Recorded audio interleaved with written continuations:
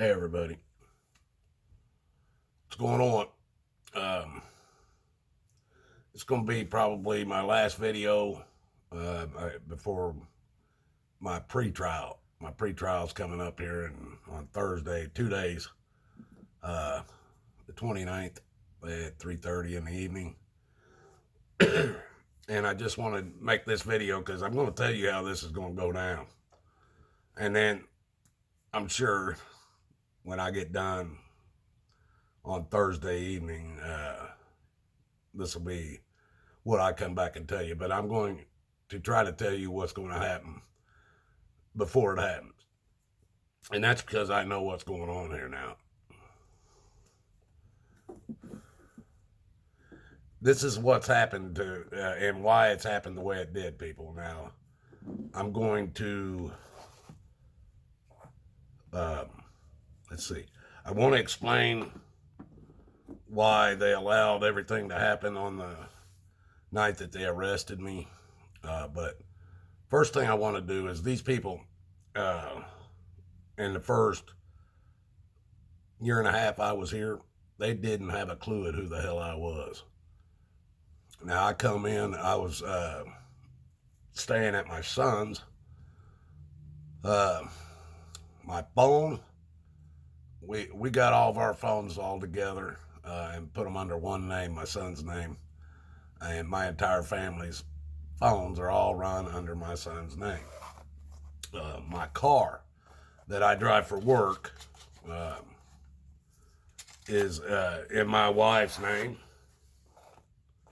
because they've taken everything from me, folks. I can't have anything in my name, probably ever again.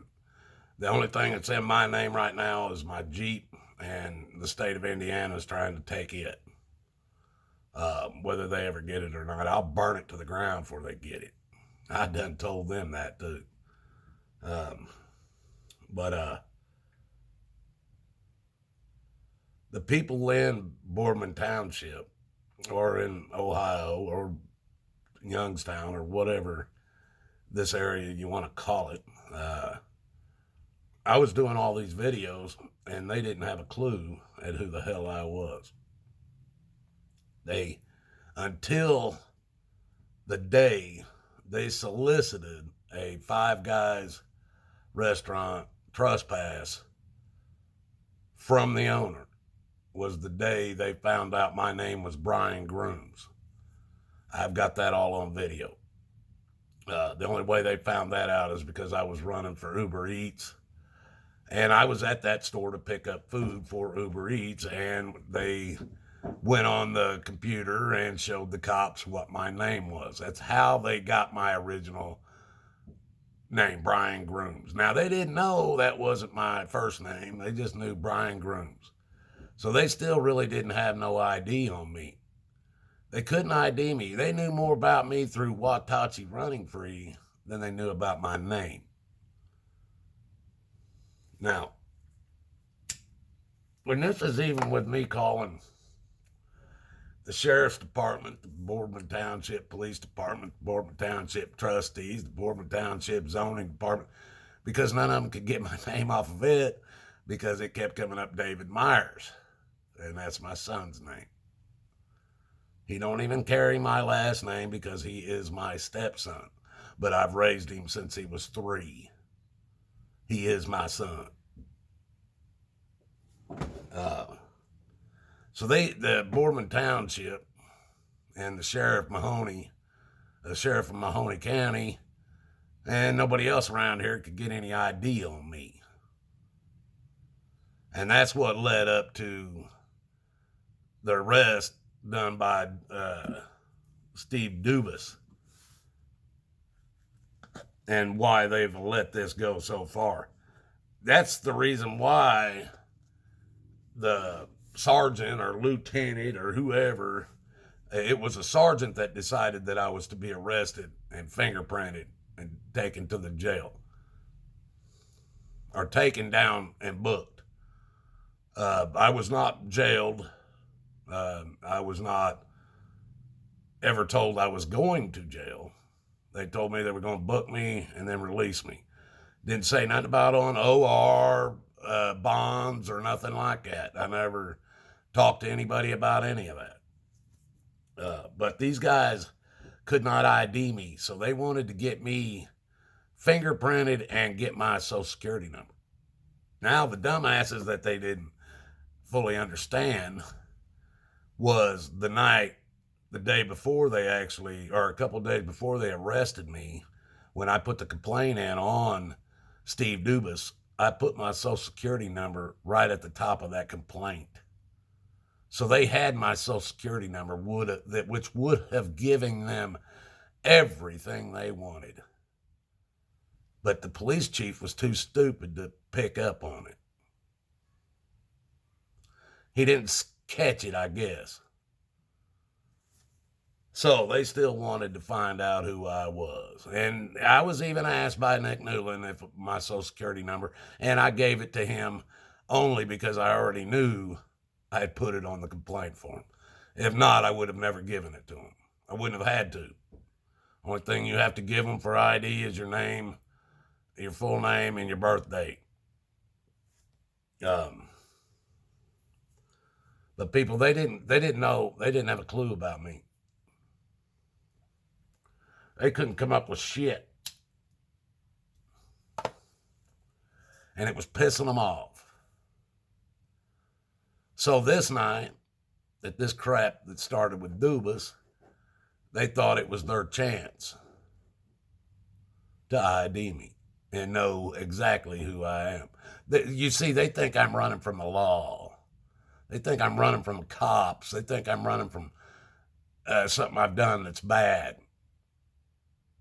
They don't understand what I've done. None of them. They probably never will, because I will never tell them.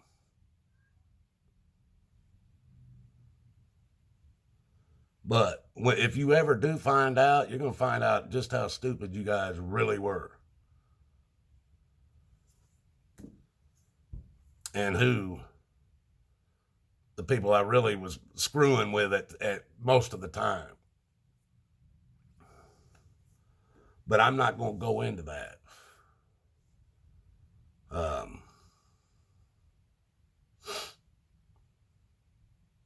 People, that's all this whole thing was about, was IDing me. And now that they know who I am and everything, they don't know how to basically get out. And so this is why I'm telling you. I'm going to tell you what the police report says and what they actually did to prove that. The police report states right in it that this officer had every right. He was going to criminally trespass me from the Giant Eagle, that he says they didn't want me back in there because I refused to wear a mask, and that I caused so much trouble. They wanted me criminally trespassed, even though they had never once told me I couldn't be on the property. Nobody from Giant Eagle has ever told me I could not be on the property. Only Steve Dubas and Nick Newland and Mike Manis. Those three people told me I could not be on that property. And I haven't been back on it since. But nobody, not one person, has ever told me that worked for Giant Eagle that I could not be in there without a mask. Other than the very first time, a year ago or however long ago, when this first started, and Giant Eagle, and I did a video on it. You guys, I do the videos. So you see me being escorted out, and then they went in, got my stuff, and brought it back out. But nobody told me I could not be on the property. And so he made this shit up. And because I didn't stop, the sergeant decided, oh, well, hell, we can use this to ID this man. So even though when Nick and Mike got to my house, Mike was the first one there, and Nick was there. They was there telling me they're not there to arrest me. They just want to talk to me and find out what's going on.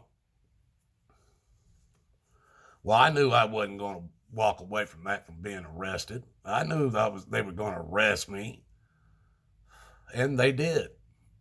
And they apologized for doing it and said they shouldn't be doing it, but they're following orders. Following orders. not their oath. They were following orders. And their sergeant told them to arrest me and book me. Now, I supposedly, when I refused to stop for this police officer, he says right in the police report that I turned my car towards the left side of where he was standing and aimed my car at him, and they had a witness to verify that. When this, and I got a video that proves that's a lie on my channel. But because I recorded him at the time, and if you look at my video, the steering wheel, I turn completely to the right. I don't even turn it to the left at all. And that's the side he's standing on before I drive around him. Well, that sergeant decided they're going to use that as a chance to book me, fingerprint me, and get my social security number, which they already had. But they did it. And two of the probably what I consider good police officers that I've met in 11 different states followed orders. They're both ex-military. Well, one of them's still in the military. Mike Manis is still in the military. And he's still under that constitutional oath that he took there. Then he took another one for a police officer that he would defend the Constitution of the United States of America. And then he also swore he would defend the Constitution of the Ohio Constitution. And neither one of them are being defended by any cop, let alone these guys. And it's sad because I think these guys are good guys. They're just doing what they're paid to do. $33,000 a year to follow orders. Well, they did. And they got what they wanted. Now, they found out there ain't nothing to find. Ain't nothing to find on me. I don't go around threatening people. I don't go around killing people, raping, murdering, doing all. I haven't. They just thought they just had the biggest criminal in the world, I guess. And they found out they was wrong. But they don't know how to get out of this now. So this is what's going to happen in 2 days. I'm going to walk in that courtroom. And that prosecutor's going to call me in there. He's going to have some kind of evidence, which he has nothing. Let's start with my suspended license. I've already proven my license is not suspended and has not been suspended in 30, 40 years. And there was a license that they claimed I had in Wyoming that I never had, that they claimed I was suspended for over 20 years. Never had a Wyoming license. But anyway, there's nothing wrong with my license. That's the one they got me out on a $1,500 bond.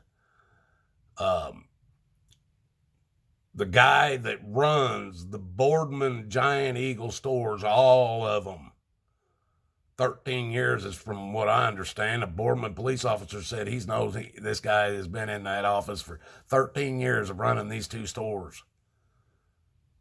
He's the one on my video that says I could be in those stores without a mask on. And if anybody had a problem with it, to go to him. Now, this police officer says he's got this guy or somebody in this store saying that they wanted me criminally trespassed. Now, people, this guy said I tried to run him over.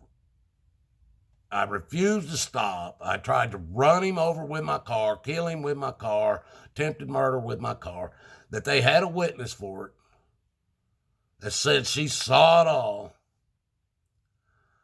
They claimed I had a suspended driver's license, which I don't. They had nothing. So they're going to walk in, and I'm going to walk in there, and they're going to try to hem-haw around. Oh, well, if you'll plead guilty to this, I ain't pleading guilty to shit.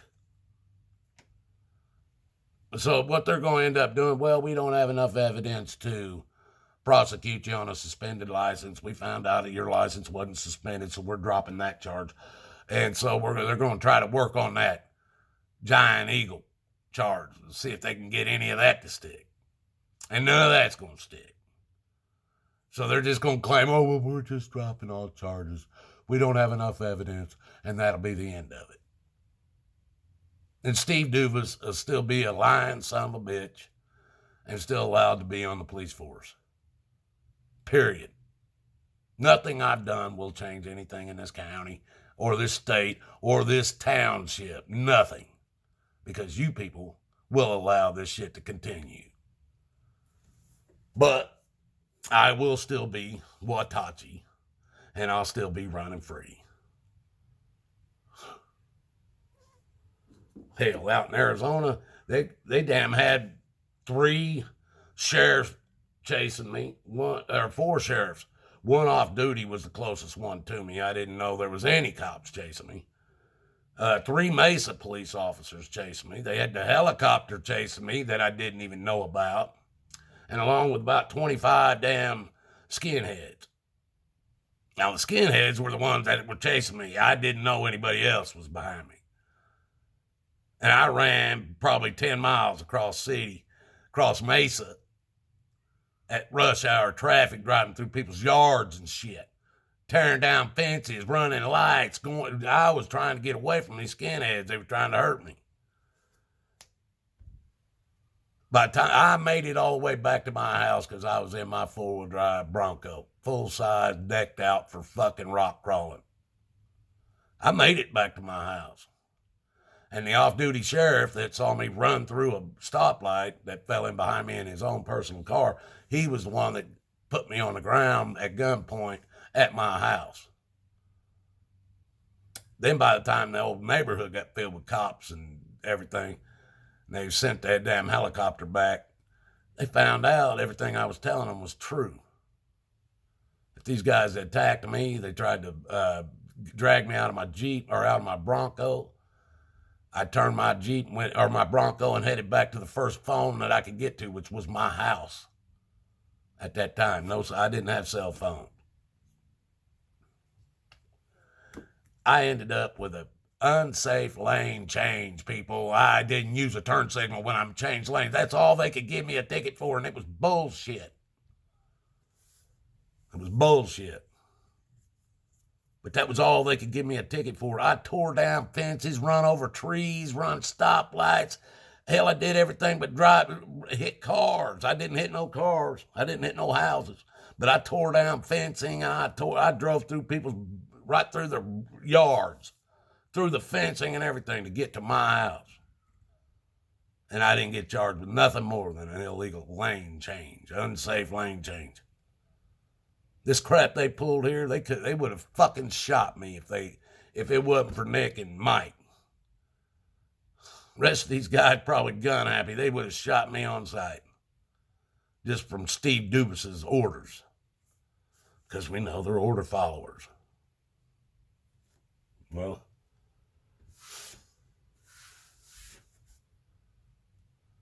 I don't know what they think they're going to do to me. They ain't got nothing on me. Hell, there's been places that's had more shit on me than this, and I didn't even worry about it. And they actually had something. These people don't have shit. It's a joke, people. It is a joke. And you know what? I can't say nothing about the judge.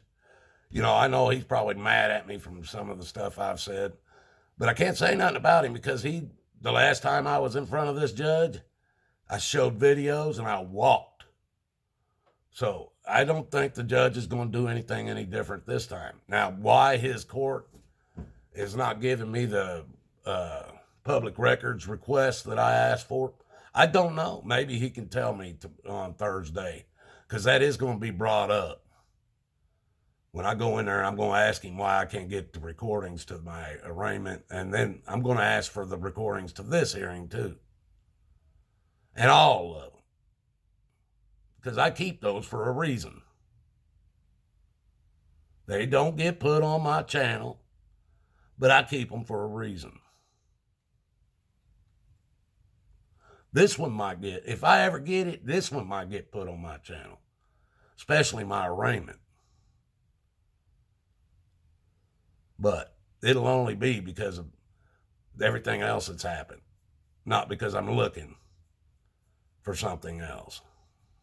I'm looking to be left alone, folks. I wanted to be left alone when I came here. And you couldn't do that. You couldn't just leave me alone. Well, now, do you guys feel like it's better off to leave me alone or to be fighting with me? You make the decision. I know you ain't gonna punish old Steve Dubas. There ain't a man in this town or a person in this town has any morals. And there ain't nothing gonna happen to Steve Dubas because he ain't nothing but a corrupted police officer, and he'll probably be police chief one day. And I understand that. That's fine. But I will walk. Rest of these assholes in this township might not walk from your guys' corruption, but I will walk from your corruption. That's for sure. I will walk. Make no mistake. And if this goes past the pretrial, then I'll know the judge is behind this.